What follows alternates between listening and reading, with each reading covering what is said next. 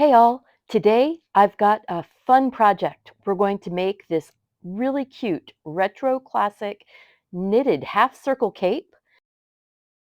So grab your big knitting machine, your yarn, and let's get started on this project. The tools we need are pretty basic. A knitting machine, a steamer, some clippies, a darning needle, and a crochet hook. That's pretty much it.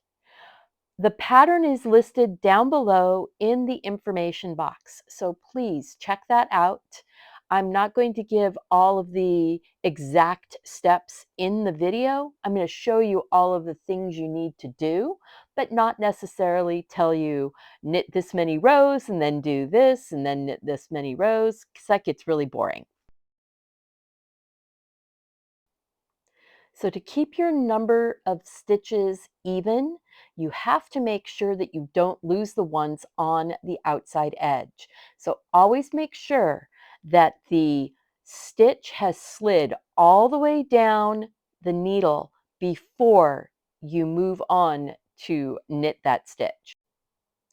I always use a zip strip, a single piece of yarn, to make removing the waste yarn easier, because otherwise it's a nightmare to get it off. But this is so satisfying. You'll see. Stick around when we take that zip strip to remove the waste yarn. Ah, it's so much fun. Little pleasures, guys. So now I'm going to go ahead, reset the counter to 0. You don't want to be counting all of those waste yarn rows, and start following the pattern to do your knitting. You're going to be knitting a certain number of rows, increasing on both the right and the left, and then knitting a certain number of rows. And you'll just keep going. Increasing is super easy. All you're going to do is make one stitch more on each side, and you don't have to do anything except make the stitch. And if you want it to be shorter, all you have to do is, once you've gotten to the point where you're doing 10 rows between increases, you just decide when to stop once it's the length you want it to be. The answer is yes, you can make a half circle skirt following this pattern, following the same increase pattern, but you're going to want to start at about 11 or 15 stitches cast on for the waist edge or the top edge. Slip stitch binding this edge with extra yarn, not just taking the loops across, but using an extra loop of yarn from that long tail that we left at the beginning. Pulling it up, wrapping it over, pulling it through. Then we're going to go under that loop next to it and pull through both loops. So now you've got one loop on. You're going to go under the loop, wrap over, and pull through all of the loops all the way across. Super easy, very nice, clean edge. That's all you want, because we're going to be doing a crocheted edging at the end. You don't want to have loose and floppy stitches. You want it to be nice and tidy all the way across. Now, when you get down to the last ones here, you're going to need to remember to catch that very last stitch. It usually falls down along the edge. Make sure that you slip stitch through that one also, and then you're golden. We're going to pull through, wrap over, and pull through the whole tail. Now the stitches are locked, they're not going to come loose. This was that fun part that I said, my satisfying part, where you're going to take the zip strip off, that single piece of yarn that you put across, pull it, just pull it all the way through. It's going to come all the way out, and then your waste yarn just falls off. So now go to the other end and do your slip stitch crochet all the way across, and then remove the waste yarn.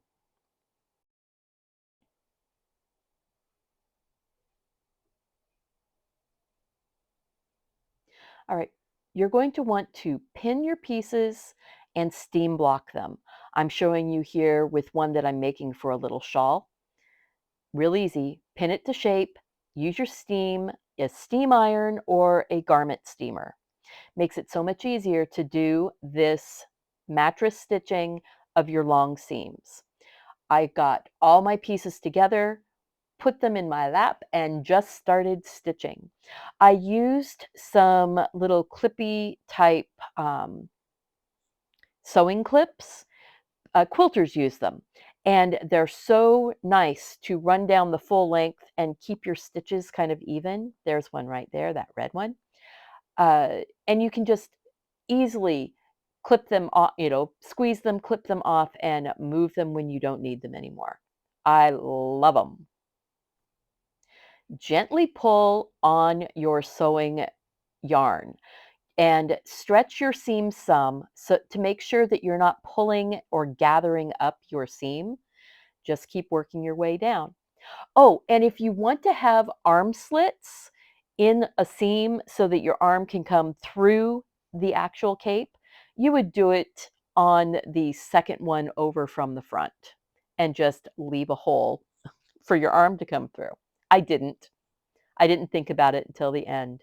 Now I'm going to steam block the entire thing just to make sure that all of my seams are nice and tidy and to kind of flatten out this front edge a little bit to make it easier for when I do my crocheted linen stitch edging. But first, I'm just using pins, and I have this big cardboard cutting mat for when I was doing a lot of sewing. I just pin straight into it. It's going to wear it out. It's going to come apart, but it's something that's easy for me to fold up and put away when I don't want it out. And it slips in behind my door into my studio really easy. I'm using a garment steamer and I'm making sure to steam all of the seams and the edges. And yes, I am killing the acrylic. Killing the acrylic is just heating it, and it releases the kind of the tension that the yarn holds. It makes this so soft and so drapey. It still flips up a little, it still rolls in a little, but the edging is going to make all the difference.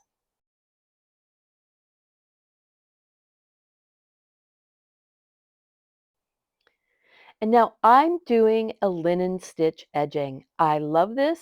It's so smooth, so flat, so easy to do because all it is a single crochet and a chain stitch. A single crochet and a chain stitch all the way across, all the way around, all the way up and down. I did the neck edge first, then I went and did the two fronts, and after I had done the two front edges, I folded the linen stitch edging back and sewed it down. And then I did my linen stitch around the whole hem.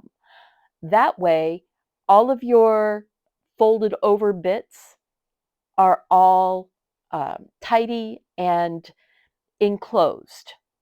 So just don't be afraid of this.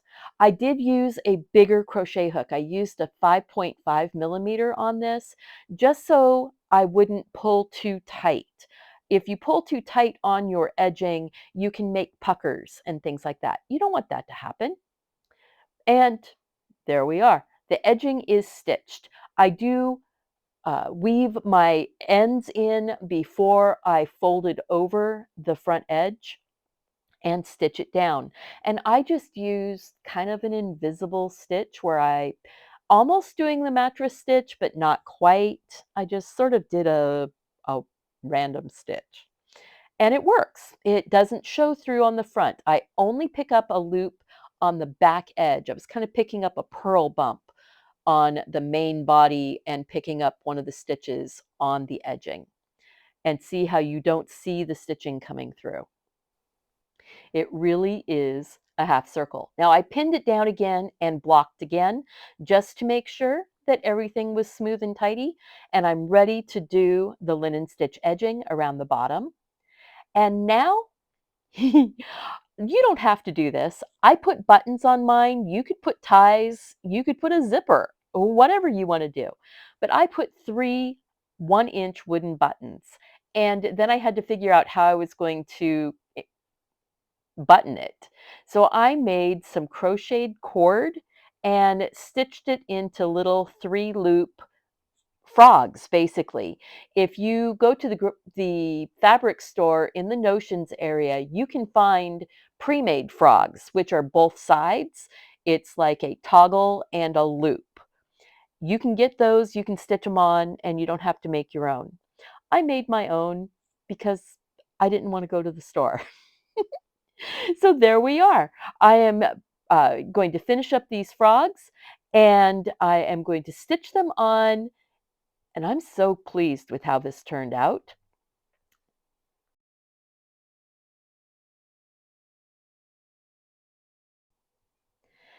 The buttons button very nicely. You can, adjust where these loops get sewn on to make sure that they line up with your buttons. I love how this turned out. Let me know in the comments what you think of this. And remember, you can make it long, you can make it short, you can make it into a skirt. Yay! If you like this, if you found value in this video, please click that like button. If you want to support my studio, you can click the super thanks button and leave me a little reward for doing something that you really enjoy. Remember, I never charge money for my patterns, so thank you so much for watching and take care.